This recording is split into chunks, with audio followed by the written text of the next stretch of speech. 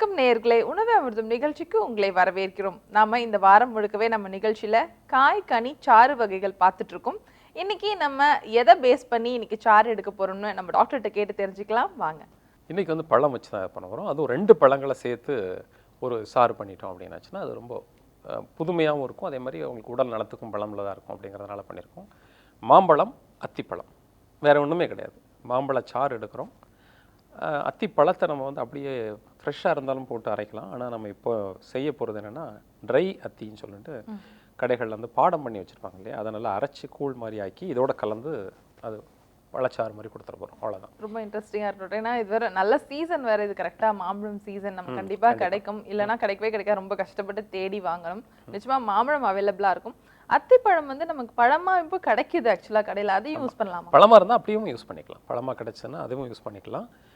காய்ஞ்ச அத்திப்பழமாக இருந்தாலும் நம்ம பயன்படுத்திக்கலாம். இல்லை வேறு எதுவும் ஸ்வீட்னஸ்க்கு வேறு எதுவுமே ஃப்ளேவருக்கு எதுவுமே சேர்க்க போகிறது தேவைன்னா அவங்க வந்து ஏலக்காய் போட்டுக்கலாம், தேன் கலந்துக்கலாம் கொஞ்சம். ஏன்னா மாம்பழமே நல்ல இனிப்பான பழமாக இருக்கும் அப்படிங்கிறதுனால தனியாக இனிப்புக்குன்னு தனியாக ஒன்று சுவை கூட்டுறதுக்குன்னு ஒன்றும் தேவையில்லை.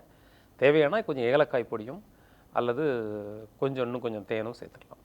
ரெண்டுத்தையும் சேர்த்து அரைக்க போகிறோமா எப்படி டாக்டர்? நீங்கள் தனித்தனியான்னு சொன்னீங்க, அப்போ எந்த அளவுக்கு? பழச்சாறு நம்ம எடுத்துட்டு, இப்போ உதாரணத்துக்கு ஒரு பழச்சாறு ஒரு 200 மில்லி இருக்குன்னு வச்சுக்கோங்களேன். ஒரு 30 கிராம் அளவுக்கு அத்திப்பழம், அந்த காய்ந்த அத்திப்பழத்தை அரைச்சி அதில் சேர்த்துடலாம். சரி டாக்டர், மாம்பழம் அப்படின்னு சொல்லும்போது இப்போ நிறைய பிரச்சனைக்குள்ள ஒரு பழமாகவும் அது பார்க்கப்படுது. எல்லா வெயில் சீசனுக்கும் பழம் வரும், எல்லாருமே வாங்கும். ஏதாவது ஒரு இடத்துல கண்டிப்பாக அது வந்து கல் வச்சு பழுக்க வைக்கிறாங்க. அந்த மாதிரி நிறைய பிரச்சனைக்குரிய ஒரு பழம்னு கூட நம்ம சொல்லலாம். ஸோ எப்படி நம்ம வந்து அது ஆர்கானிக்னு நம்ம கண்டுபிடிக்கிறது, எப்படி நம்ம நல்ல பழம்னு நம்ம சூஸ் பண்ணுறது டாக்டர்? அந்த கடைக்காரருடைய மேலே இருக்கக்கூடிய நம்பிக்கையை வச்சு தான், வேறு ஒன்றும் இல்லை. ஏன்னா பல இடங்களில் அந்த காய் ஆனால் பழமாக முன்னாடி மாதிரி பழமாக இருந்தது அப்படின்னாச்சுன்னா அந்த பழத்தை பாதுகாக்கிறது கஷ்டமாக இருக்குது. அதனால் அவங்க காயாகவே பறித்து கல் வச்சு பழுத்து கொடுத்துட்றாங்க. இதில் என்ன ஒரு பின்னணி இருக்குன்னா இதுதான் உண்மை. அதனால் சில தோட்டங்களில் அவங்க ரொம்ப பாதுகாப்பான முறையில் அவங்க பழமான பிறகு லேசாக பழுக்க ஆரம்பித்த பிறகு அதை பறித்து வைக்கோலுக்குள்ளே வச்சாச்சுன்னா பழுத்துரும். இந்த பழம் வந்து அதனுடைய சுவையே தனி. அந்த சுவை இனிப்பு அப்படிங்கிறது மிகச்சிறந்த ஒரு மரத்திலேயே ஃபுல்லா ஊட்டத்தோட பழுக்கிறதுனால கண்டிப்பா ஸ்வீட்னஸ் ஜாஸ்தியா தான் இருக்கும். அந்த மாதிரியான பழங்கள் முழுமையான உடல் ஊட்டத்தை கொடுக்கக்கூடிய ஒரு பழமாக தான் இருக்குது. இது நம்ம இலக்கியத்திலே சொல்லக்கூடிய முக்கணிகளில் உண்டு. மா, பலா, வாழை. இதில் முக்கியமானது முதல் கனியே மாம்பழம் தான் சொல்லியிருக்காங்க. அதனால் இறைவனுக்கு கொடுக்கக்கூடியது, இறைவனுக்கு படைக்கக்கூடிய அளவுக்கு மிகச்சிறந்த ஒரு உன்னதமான ஒரு பழம் அப்படிங்கிறது மாம்பழம். அதை வணிகமயமாக்கி நீங்கள் சொல்கிற மாதிரி ஒரு வேதனையான விஷயந்தான். அதை சாப்பிட முடியாத நிலையில் அதை மாற்றி அமைச்சிருக்கிறவங்க இந்த நிகழ்ச்சி பார்த்த பிறகாவது அவங்க கொஞ்சம் மாற்றக்கூடிய ஒரு நிலையை ஏற்படுத்துவாங்கன்னு நம்புகிறோம். அதனால் தரமான பொருட்களை மக்களுக்கு கொடுக்கறது அப்படிங்கிறதே தனி கலை. அது அவங்களுக்கு மிகப்பெரிய புண்ணியமும் கூட. ஒரு பொருளை வந்து ஒரு பழத்தை நம்ம கொடுக்குறாங்க அப்படின்னாச்சுன்னா அது ஒரு 10 ரூபா விலை வாங்குறாங்க அப்படின்னாச்சுன்னா அது பணத்துக்காக மட்டும் இல்லாமல் அதுக்கு பின்னணியில் புண்ணியமும் இருக்கணும். ஒரு தவறான ஒரு பொருளை வந்து விற்பனை பண்ணக்கூடாது. இதனால் அவங்களுடைய உடல் ஆரோக்கியம் குறையுது மட்டும் இல்லாமல் அவங்களுடைய சந்ததிகளும் பாதிக்கப்படுது அப்படிங்கிறத நம்ம நினச்சி தரமான மாம்பழங்களை கிடைக்கிறதுக்கு வழியை ஏற்படுத்திக்கணும். இப்போ ரெண்டும் சேரும்போது என்ன மாதிரியான ஹெல்த் பெனிஃபிட்ஸ் கிடைக்கும்? இதில் பொதுவாக நம்ம இந்த மாம்பழம் அப்படிங்கிறதும் மாப்பழா, வாழை 3யுமே சர்க்கரை நோயர்கள் தவிர்க்கணும் அப்படிங்கிற ஒரு தவறான கருத்து இருக்குது. அதை நம்ம மாற்றுறோம். இப்போ தரமான மாம்பழம் அப்படிங்கிறது சர்க்கரை நோய்க்கு மிகச்சிறந்த ஊட்ட உணவு அப்படிங்கிறத நம்ம சொல்கிறோம். அதுவும் இதில் அத்திப்பழமும் சேர்க்கறதுனால அது ஒரு ஊட்டமளிக்கக்கூடிய ஒரு உணவாக இது அமையுது. உடம்பு முழுவதுமே ஊட்டமளித்து எதிர்ப்பாற்றலை மேம்படுத்தி புதிய செல்கள் உற்பத்தி பண்ணுறதுக்கு இந்த மாம்பழம் உதவியாக இருக்குது. அப்படிங்கிறதுனால மற்ற உறுப்புகளில் உள்ள செல்கள் ரெஜுவனேட் ஆகிற மாதிரியே பீட்டா செல் ரெஜுவனேஷனும் இந்த மாம்பழத்தின் மூலமாக நடக்குது. அப்படிங்கிறதுனால இன்சுலின் புதுசாக உற்பத்தி பண்ணுறதுக்கு ஒரு காரணமாக இருக்குது. இவங்க எல்லாம் பார்க்குறது என்ன அப்படின்னாச்சுன்னா அந்த மாம்பழத்தில் அதிக இனிப்பு இருக்குது, அது சர்க்கரையை கூட்டிடும் அப்படிங்கிற ஒரு கருத்து. வாழைப்பழம் கூட இப்போ எடுக்கிறது இல்லை யாருமே, எல்லாமே அவாய்ட் பண்ணிட்டு இருக்காங்க. வாழைப்பழமும் அப்படி தான், பலாப்பழமும் அப்படி தான். இது பல ஆய்வுகளும் வந்துருச்சு. இப்போ நாம் மாத்திரம் ஏதோ சித்தர்கள் சொன்னதை வச்சு நாம் வந்து இந்த நிகழ்ச்சியில் சொல்லிட்டு இருக்கிறது இல்லை. இக்காலத்தில் பல ஆய்வுகள் நடந்திருக்குது மாம்பழத்தை வச்சு. மாம்பழம் சர்க்கரை நோயிற்கு சிறந்த உணவு. அதிக அளவு அது ஒரு குளுக்கோஸை கூட்டுறது இல்லை, அது பக்குவமாக உடம்பை மாற்றுவதற்கு உதவியாக இருக்குது. நீண்ட நாள் உடம்பு கெட்டு போகாமல், அந்த சர்க்கரை நோயை வந்தாச்சுன்னா நீண்ட நாள் அவருடைய உடல் வந்து கட்டு குறைஞ்சிக்கிட்டே வந்துட்டுருக்கும்.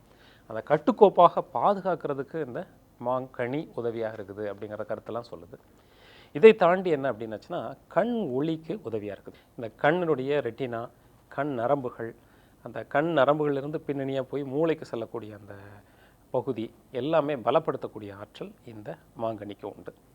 அடுத்தபடியாக கேன்சரை தடுக்கக்கூடிய ஆற்றல் இந்த மாங்கனிக்கு உண்டு. அடுத்தது மூளையினுடைய பலம், மூளை பலத்தை அதிகப்படுத்துறதுக்கு இது உதவியாக இருக்கும்.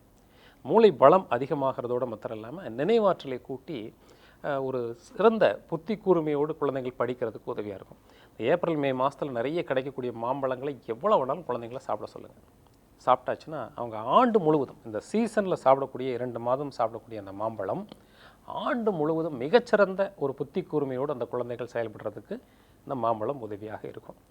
மாம்பழத்துக்கு இன்னொரு பேர் அப்படிங்கிறது வந்து அன்புக்கனின்னு பேர். அன்புக்கனி அப்படின்னாச்சுன்னா இந்த குழந்தை பேரை உருவாக்குவதற்கு ஆண்களும் சரி பெண்களும் சரி இதை சாப்பிட்றதன் மூலமாக இனப்பெருக்க மண்டலம் தூண்டுதல் ஏற்பட்டு அவர்கள் குழந்தை பாக்கியம் ஏற்படுவதற்கு இந்த மாங்கனி உதவியாக இருக்குது. இந்த அளவுக்கு பல நன்மைகள் கிடைக்கக்கூடிய அந்த கனியை வந்து எல்லாரும் பயன்படுத்தணும். அந்த அத்திப்பழமும் அதில் சேர்றதுனால அது எதிர்ப்பாற்றலை கூட்டுறது, வெள்ளை அணுக்கள் சிகப்பு அணுக்களை கூட்டுறது, அதுக்கு போக கேன்சரை தடுக்கிறது, இதயத்தை பலப்படுத்துறது, எலும்புகளை பலப்படுத்துறது, பல் உறுதியை பலப்படுத்துறது, இது மாதிரி பல நன்மைகள் இந்த ரெண்டும் சேர்றதுனால கிடைக்குது. அதனால இதை நம்ம கலந்து பயன்படுத்துகிறோம். நிச்சயமா டாக்டர், சீசன் ஃபுட் வந்து எந்த அளவுக்கு எடுத்துக்கணும், சீசன் கிடைக்கிற காயாகட்டும் பழங்களாகட்டும் எடுத்துக்கிறது ரொம்ப ரொம்ப நல்லது. நம்ம தொடர்ந்து சொல்லிட்டே வந்துட்டு இருக்கோம். ஸோ இன்னைக்கு நம்ம மாம்பழம் அத்தி பற்றி சொன்னீங்க, இன்னைக்கு நான் செஞ்சு பார்த்துட்டு வந்துடுறேன் டாக்டர். நிச்சயமாமா. ஸோ நேயர்களே, மாம்பழம் அத்தி ஜூஸ் எப்படி செய்யறதுங்கிறத இப்போ நம்ம பார்த்துடலாம். மாம்பழம் அத்திச்சாறு செய்யறதுக்கு தேவையான பொருட்கள்: மாம்பழம், ஏலக்காய், அத்திப்பழம், உலர்ந்தது, தேன். ஸோ இது சிம்பிளாக செய்ய போகிறோம். நம்ம ஏற்கனவே மாம்பழம் ஜூஸ் நிறைய பேர் நம்ம குடிச்சிருப்போம். கொஞ்சம் வித்தியாசமாக இன்னைக்கு ஏலக்காயும் ஃபிக்கையும் ஆட் பண்ண போகிறோம். ஒன்றுமே இல்லை, இது எல்லாமே கிரைண்ட் பண்ணி நம்ம ஜூஸ் ஆக்கி எடுத்துட்டு அதுக்கப்புறம் தேன் மட்டும் ஆட் பண்ண போகிறோம். மாம்பழம் ஆட் பண்ணிக்கிறேன். மாம்பழம் ஆட் பண்ணியாச்சு. நான் இதில் ஒரு ஏலக்காவை ஆட் பண்ணிக்கிறேன். உங்களுக்கு வேணும்னா ஏலக்காய் பொடி இருந்ததுன்னா அதையும் நீங்கள் ஆட் பண்ணிக்கலாம். அதுக்கு அடுத்ததான் உங்களுக்கு எவ்வளோ பிடிக்குதோ அவ்வளோ நீங்கள் சேர்த்துக்கலாம். நான் இன்னைக்கு 5 நம்பர் சேர்த்துருக்கேன். கொஞ்சமாக தண்ணி விட்டு நல்லா அரைச்சி எடுத்துக்கலாம்.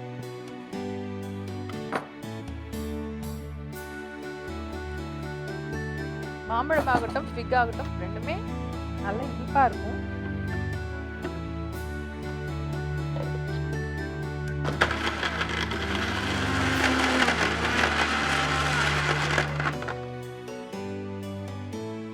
ரொம்ப அழகாக வந்துருக்கு. ஸோ இதை நான் பவுலில் ட்ரான்ஸ்ஃபர் பண்ணிக்கிறேன். ஸோ இப்போ பார்த்தீங்கன்னா நான் தேன் ஆட் பண்ண போகிறேன் ஸ்வீட்னஸ்க்கு. ஸோ நம்ம தேன் பனை வெல்லம் தான் தொடர்ந்து ஆட் பண்ணிட்டுருக்கோம் இனிப்பு சுவைக்கு. எனக்கு ஃபிக்கோட அந்த விதையெல்லாம் இதில் தெரியுது. ஸோ இதை நீங்கள் இப்படியே சாப்பிட்டாலும் சரி, இதில் ஃபிக்கை இன்னும் கட் பண்ணி போட்டு நீங்கள் சேர்த்து சாப்பிட்டாலும் சரி. நான் இதை டேஸ்ட் பண்ணி பார்த்துட்டு எப்படி இருக்குன்னு சொல்கிறேன்.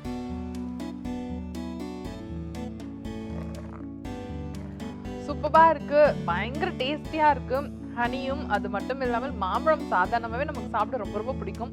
ஸோ இது வந்து ஹெல்த்தியான ஒரு சூப்பரான ட்ரிங்க். ஃபிக்கும் சேர்ந்துருக்கிறதுனால உங்கள் எல்லாருக்குமே பிடிக்கும். நிச்சயமா நீங்களும் வீட்டில் ட்ரை பண்ணி பாருங்க. ஸோ மாம்பழம் அத்தி ஜூஸ் செஞ்சு பார்த்தாச்சு. இப்போ சத்யா வழங்கும் பரிசு பகுதிக்கு நம்ம வந்துட்டோம். இப்போ 2 கொஸ்டின்ஸ் நாங்கள் எடுத்து வச்சிருக்கோம். அதுக்கான பதிலை டாக்டர்கிட்ட கேட்டு தெரிஞ்சுக்கலாம். So doctor, first question Kanika சேலம்லேருந்து கேட்டிருக்காங்க. உங்கள் ஷோவில் நீங்கள் அந்தளவு கடுகு யூஸ் பண்ணுறதே இல்லையே, எல்லாத்துக்குமே சீரகம் தான் தாளிக்கிறீங்க. ஸோ கடுகு யூஸ் பண்ணலாமா யூஸ் பண்ணக்கூடாதா, இல்லைன்னா குறைச்சிக்கணுமா அப்படின்னு கேட்டிருக்காங்க டாக்டர். அப்படி இல்லை, கடுகு அப்படிங்கிறது ரொம்ப முக்கியமான ஒரு பொருள். கடுகுனுடைய மருத்துவ குணங்கள்னு எடுத்துட்டோம்னா நிறைய இருக்குது. கடுகு தாளிக்கிறது அப்படிங்கிறது கண்டிப்பாக ரொம்ப முக்கியமாக நம்ம வந்து செய்ய வேண்டியது தான். கடுகை விளக்குறது அப்படிங்கிறது இல்லை, நம்ம தேவைக்கு தகுந்த மாதிரி பயன்படுத்துவோம். இப்போ சமீப காலத்தில் நிறைய பச்சை காய் உணவுகள் தான் நம்ம அதிகமாக கொடுக்குறோம். அதில் நம்ம கடுகு பயன்படுத்தியிருக்க மாட்டோம். ஆனால் பொதுவாக எந்த குழம்பாக இருந்தாலும் சரி, காய் கூட்டு கறி எதுவாக இருந்தாலும் சரி, தாளிக்கிறது அப்படிங்கிறது வந்து நம்ம ஊரில் மட்டும்தான் அது இருக்குது. தாளித்து பயன்படுத்தக்கூடிய பழக்கம் அப்படிங்கிறது உலகில் பல இடங்கள் அது இல்லாத இருக்குது. சில குறிப்பிட்ட பகுதியில் தாளிப்பு மாதிரி இல்லாமல் அந்த மாதிரி வேறு ஒரு பகுதியில் இருக்காங்க. ஆனால் தாளிப்பு அப்படிங்கிறது கடுகு உளுந்தம்பருப்பு போட்டு தாளித்து பயன்படுத்துறது அப்படிங்கிறது மிகவும் சிறந்தது. அது வெடிக்கும் போது தான் நம்ம வந்து அந்த கடுகை வெடித்து தான் நம்ம பயன்படுத்துவோம். அந்த வெடித்ததுக்கு பின்னாடி அதனுடைய நன்மைகள் பல உடம்புக்கு கிடச்சி சில விதமான கேடுகள் அதிலேருந்து விலகிறதுக்கு நம்ம பார்க்குறோம். அதனால் கடுகை தவிர்க்கிறதே கிடையாது. அது நல்லது தான். கடுகு தாளித்து தான் ஆகணும். ஸோ டாக்டர், அடுத்த கொஸ்டின் பார்த்தீங்கன்னா சுமதி சென்னையிலேருந்து கேட்டிருக்காங்க. எனக்கு காது ரொம்ப மந்தமாக கேட்குது. என் ஃப்ரெண்ட்ஸே கூட என்னை வந்து கிண்டல் பண்ணுறாங்க, காது சரியாக கேட்கறது இல்லையா உனக்கு, கூப்பிட்டா கூட எனக்கு சரியாக விடுறது இல்லை. ஆனால் எப்பயாவது தான் இந்த மாதிரி பிரச்சனை இருக்குது, எப்பயுமே இந்த பிரச்சனை நம்ம சொல்ல முடியாது. ஏன்னா சில வாட்டி எனக்கு நல்லாவே கேட்குது, சில தரம் எனக்கு ஃப்ரெண்ட்ஸ் கிண்டல் பண்ணும்போது தான் எனக்கு ஒருவேளை எனக்கு காது கேட்காத பிரச்சனை இருக்கும்னு எனக்கு டவுட் கூட வருதுங்கிற மாதிரி கேட்டிருக்காங்க. இதுக்கு என்ன ரெமெடி, நான் இப்போவே ஏதாவது போய் ட்ரீட்மெண்ட் எடுத்துக்கணுமான்னு கேட்டிருக்காங்க. காது அடைப்புக்கு காரணம்னு எடுத்துட்டாச்சுன்னா நிறைய காரணங்கள் இருக்குது. இப்போ இவங்க சொல்கிற அடிப்படையில் பார்த்தாச்சுன்னா ஒரு 2 முக்கியமான காரணமாக இருக்கிறதுக்கு வாய்ப்பு இருக்குது. ஒன்றில் வந்து காதில் வேக்ஸ், அந்த மெழுகு படலம் காதில் அடைச்சிருக்கிறது ஒரு காரணமாக இருக்கும். 2வது செல்ஃபோன் பயன்பாடு. செல்ஃபோன் அதிகமாக பயன்படுத்துறது மூலமாக அந்த காது நரம்புகளுடைய பலக்குறைவு ஏற்படுறதுக்கு ஒரு வாய்ப்பு இருக்குது. அதனால் நாம் என்ன பண்ணுறதுன்னா, அந்த செல்ஃபோன் அதிகமாக பயன்படுத்தக்கூடியவங்களாக அவங்க இருந்தாங்க அப்படின்னாச்சுன்னா அந்த ஹெட்ஃபோன்னு ஒன்று இருக்குது, அதை வச்சுட்டு பேசிட்டு அதுக்கப்புறம் ஆஃப் பண்ணி எடுத்து வச்சுக்கிறது. நேரடியாக செல்ஃபோனை வச்சு பேசாமல் பயன்படுத்தினாச்சுன்னா அவங்க அந்த காது நரம்புகள் ஓரளவுக்கு லேசாக பாதிக்க ஆரம்பிச்சிருந்தது அப்படின்னாச்சுன்னா, ஏன்னா அடிக்கடி மாறி மாறி கேட்குதுன்றாங்க, அது நீக்கிறதுக்கு ஒரு வாய்ப்பாக இருக்கும். இந்த காதில் அழுக்கு அல்லது காதில் வேக்ஸ் அடைச்சிருக்குது அப்படின்னாச்சுன்னா அதை நீக்கிறதுக்கு ஏராளமான முறைகள் இருக்குது. நல்லெண்ணெய் அல்லது தேங்காய் எண்ணெய் காதில் ஊற்றி இருந்துட்டு அதை முழுமையாக அந்த எண்ணெய் தேய்ச்சி குளிக்கிற அன்றைக்கும் சரி, தினமும் சரி, காதில் ஒரு 2 சொட்டு எண்ணெய் விட்டு அதில் தண்ணீர் விட்டு நல்லா கழுவி எடுக்கிறதன் மூலமாக அது வெளிப்பட்டுரும். அது மாதிரி காதில் பட்ஸ் யூஸ் பண்ணுறது, அது மாதிரிலாம் அந்த காதை டேமேஜ் பண்ணுறதுக்கு வாய்ப்பாக அமையும். அதனால் அதையும் நம்ம நீக்கிடணும். பொதுவாக காது தெளிவாக கேட்குறதுக்கு சில மூலிகை எண்ணெய்கள் இருக்குது. அது எந்த விதமான பக்க விளைவும் இல்லாத எண்ணெய் அப்படின்னாச்சுன்னா சுக்கு தைலம்னு நாட்டு மருந்து கடைகளில், சித்த மருந்து கடைகளில் கிடைக்கும். அதை தலையில் தேய்ச்சி குளிக்கிறதும் காதில் விடுறதும் அந்த காது கேட்கக்கூடிய திறமையை கூட்டுறதுக்கு வாய்ப்பாக இருக்குது. அதே மாதிரி அரக்கு தைலம், இந்த கொம்பரக்குன்னு சொல்லுவாங்க, மரங்களில் இருக்கக்கூடிய அந்த அரக்கு கேள்விப்பட்டிருக்கீங்களே, கொம்பரக்கு, அந்த அரக்கை வச்சு செய்யக்கூடிய தைலம் ஒன்று இருக்குது. இதுவும் காதினுடைய கேட்பு திறனை அதிகப்படுத்தும். இது 2மே அவங்களுக்கு தேய்ச்சி குளிக்கிறதும் காதில் விட்டுட்டு வர்றது மூலமாக அவங்க அந்த கேட்க குறைவு இருக்கு இல்லையா, அதை மாற்றுறதுக்கு வாய்ப்பாக அமையும். ரொம்ப ரொம்ப தேங்க்ஸ் டாக்டர். நன்றி. ஸோ நேர்களே, இன்னைக்கு மாம்பழம் அத்தி ஜூஸ் செஞ்சு பார்த்தோம். ரொம்ப ரொம்ப டேஸ்டியாக இருந்தது. நிச்சயமாக நீங்களும் வீட்டில் ட்ரை பண்ணி பாருங்கள். இந்த மாதிரி இன்ட்ரெஸ்டிங்கான ரெசிபியோட நாங்கள் உங்களை சந்திக்கிறோம்.